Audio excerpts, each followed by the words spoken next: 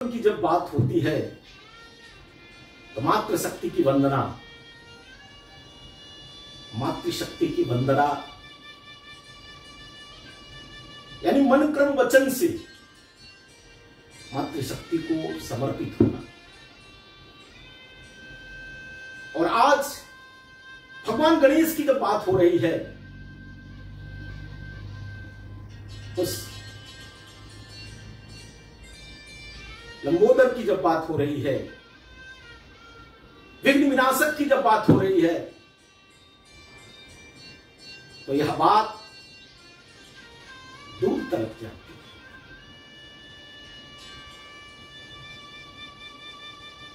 और भारतीय लोकतंत्र की जब बात होती है तो उसमें गणों के जो नायक हैं, यानी भारतीय गणराज्य की जब बात होती है तो गणाधिपति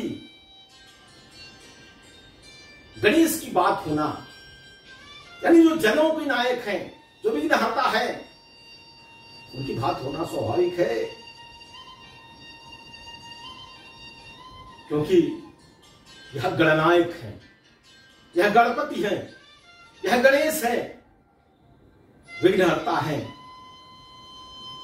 और इन्होंने अपने सर को कटाया मातृशक्ति के वचनों का पालन करने के लिए, अपने सर का बलिदान देना पड़ा, लेकिन अपनी मातृशक्ति के वचन के पालन के लिए यह अडिग रहे, खड़े रहे, अविचल रहे। ऐसे प्रभु भगवान गणेश की वंदना, और अद्भुत है इनका चरित्र। चाहे जिस भी क्षेत्र में देख लीजिए,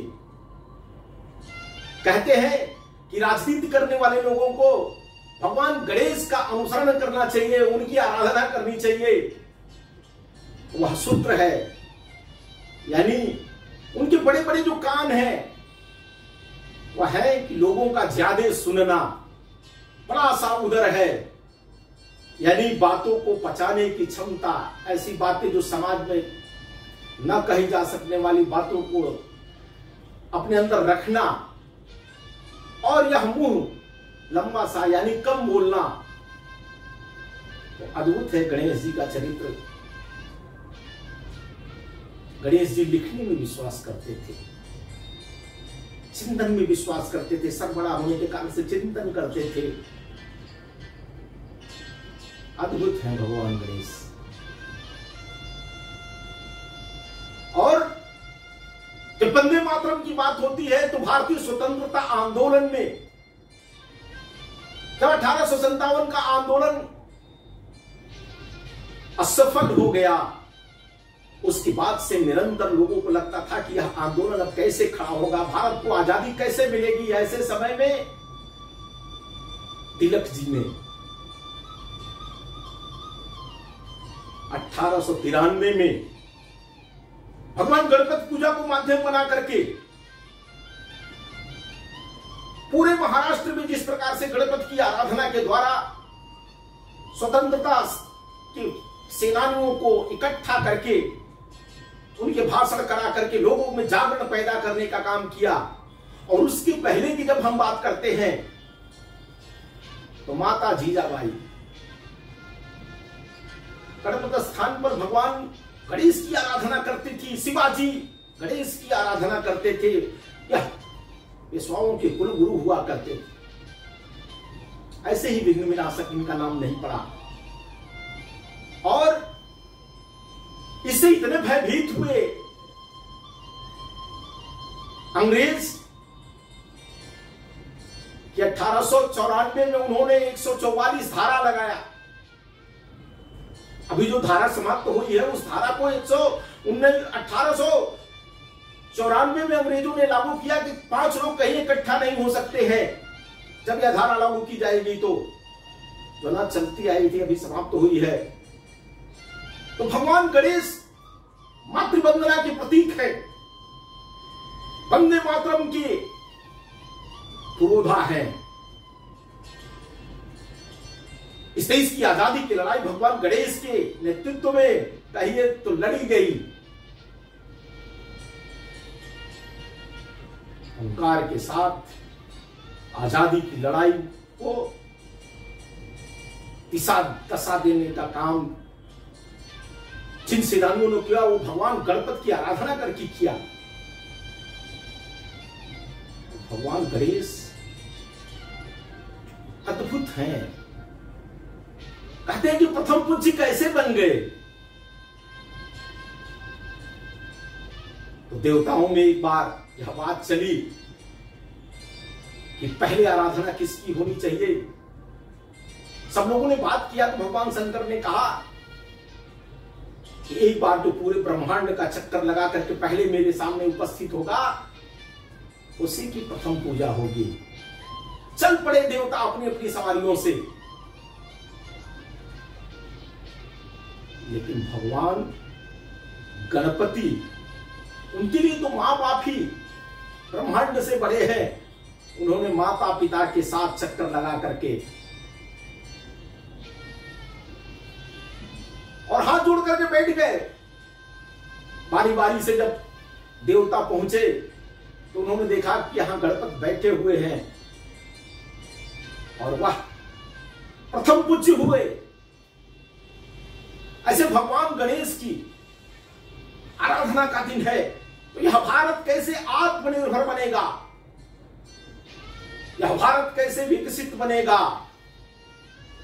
यह भारत कैसे सबके लिए कल्याणकारी बनेगा, वसुधैव कुटुंबकम की भावना से कैसे पूरे विश्व को रखने में यह भारत सक्षम होगा। ऐसे भारत के निर्माण की अगर बात करते हैं तो भगवान गणेश की वह आराधना, वह साधना, वह मूल मंत्र अपने जीवन में उतारना पड़ेगा। किस प्रकार से परिवार को एक रखा जाता है, यानी अद्भुत है महादेव का परिवार।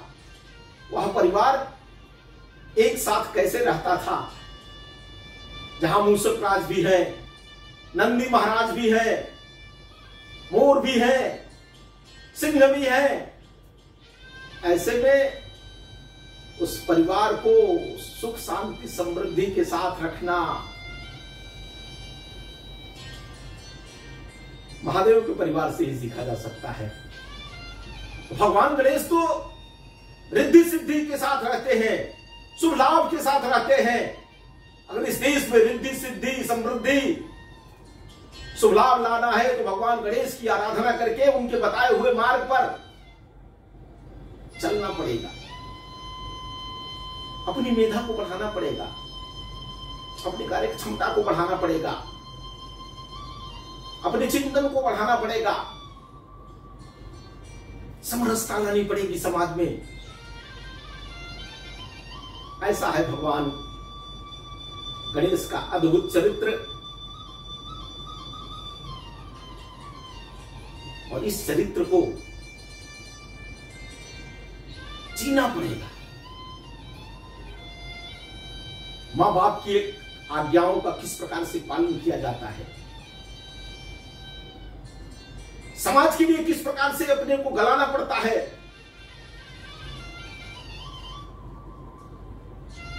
यानी जब वेद लिखने की बात आई तो भगवान गणेश को याद किया गया।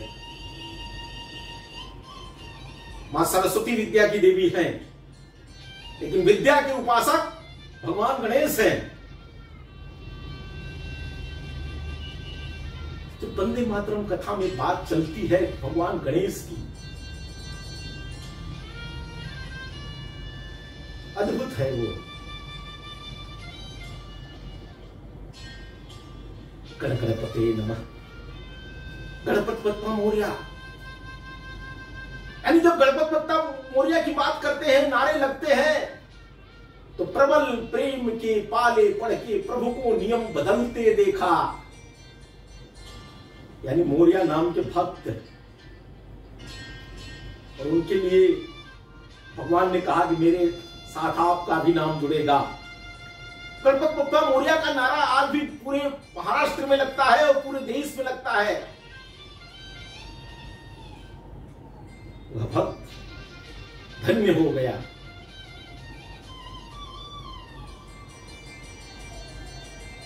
से विघ्न विनाशक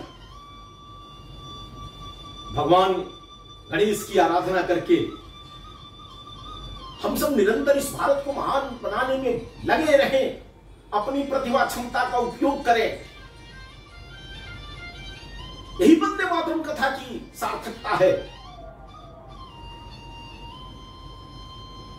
हम अपनी संस्कृति को याद करें, हम अपने पूर्वजों को याद करें, उन्होंने जिस प्रकार से काम किया है, जिस प्रकार से प्रेरणा दिया है,